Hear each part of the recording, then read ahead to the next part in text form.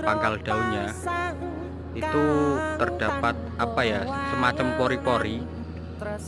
Nah, pori-pori tersebut yang mengeluarkan madu, tapi hanya daun muda yang banyak mengeluarkan madunya. Seperti ini bentuknya. Nah, ini keluar madunya. Nah, ini madunya. Ini nektar. Nanti diambil lebah, kemudian